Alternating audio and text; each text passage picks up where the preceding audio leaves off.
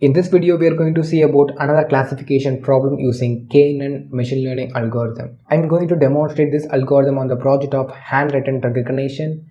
Basically, the K-NN algorithm is easy to understand for beginners.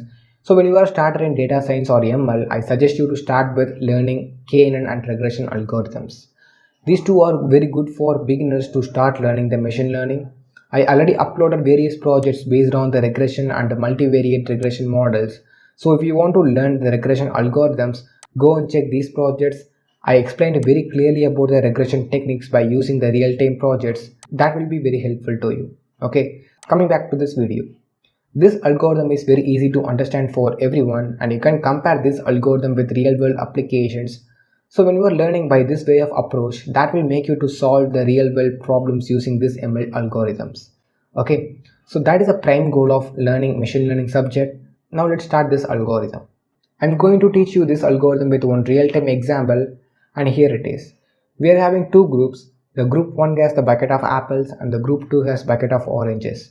Based on this data, we are inserting a new point and we are going to predict which category this new point belongs to, either the orange group or the apple group.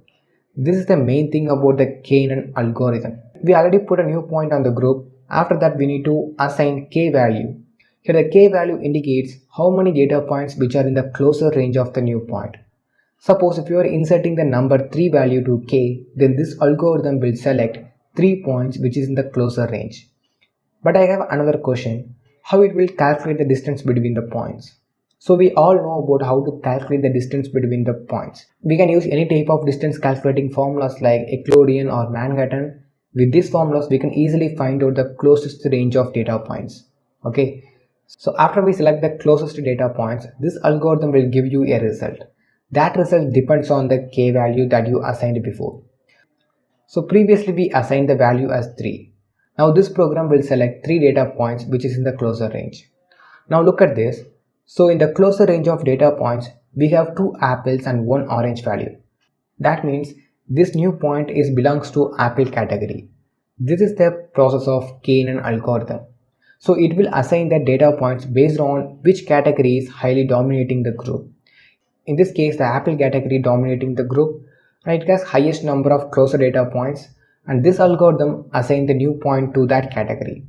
So this is the explanation about the K-NN algorithm. So let's do some project on that. Here I imported the requirements for this library. The first one is the matplotlib, that is used for plotting the images that is present in the dataset.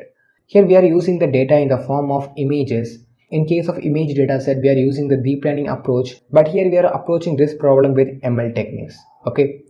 And then I imported the datasets from the sklearn. The sklearn provides some inbuilt datasets, so we can able to use that for practicing purposes.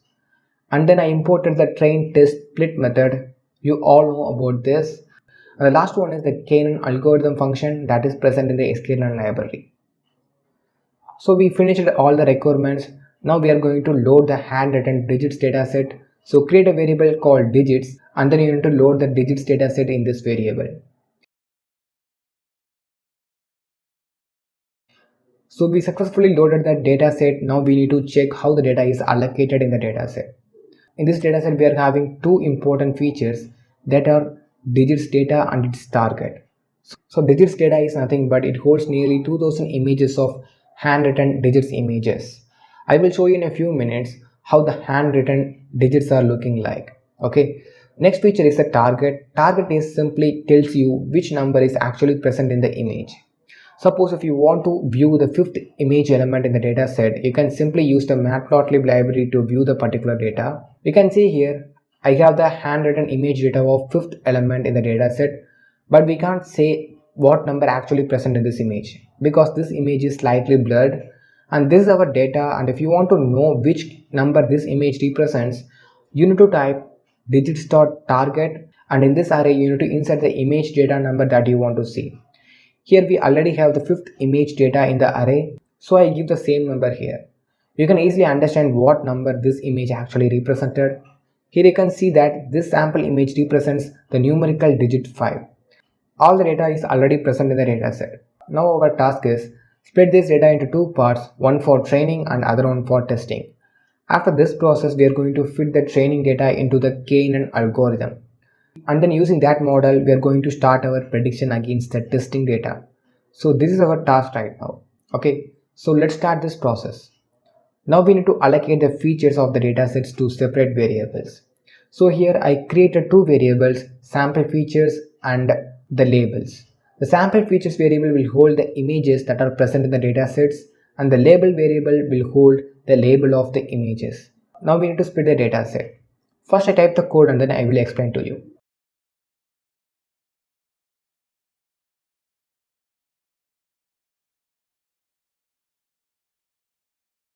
Here I did the splitting process. I split the dataset into four parts, that are training, testing, training labels, testing labels. The training data is stored in the training variables and the testing data is stored in the testing variables. And next step is very important one. Here we need to give the value to the k variable. I give the value as 7, so it will select 7 closest data points around the newest data point that we are going to insert. Next process is usual one. We need to fit the KNN algorithm on the training dataset. So type knn.fit and this syntax will help you to apply the algorithm on the training dataset. So before we start the prediction, I want to show you one thing. That is how the data is allocated after we done the splitting process. We splitted the entire dataset on the ratio of 2/10. So 20% of data will go for testing purpose and remaining 80% will go for training purpose. You need to allocate a maximum amount of data for training purpose, so only you will get a good accuracy of machine learning model. Okay, here I wrote some syntaxes that will make you to understand how the data is allocated after we done the testing and training process. So if you are a beginner, these steps will help you to understand the dataset splitting process. I already told you we are going to test this model against the testing data. So the testing data contains 360 images and 360 labels. We are going to take a particular image from the testing side and then we are going to make a prediction about that image. So let's start the prediction. So type knn.predict and in this method you have to give the image for prediction from the testing data. So I just gave the last image in the testing image dataset. Totally we are having 360 images for testing, but the array data structure will count this data from 0. So only I am saying 359 is the last image in the test dataset. So that's all about the code. Let's run this block of code. You can see that this model predicted this image is number 5. So let me check with this with original dataset. You can see this model is pretty good at prediction. The original data is also 5 and the predicted data is also same as the original. That means this model is performing some good predictions. So let's see its accuracy.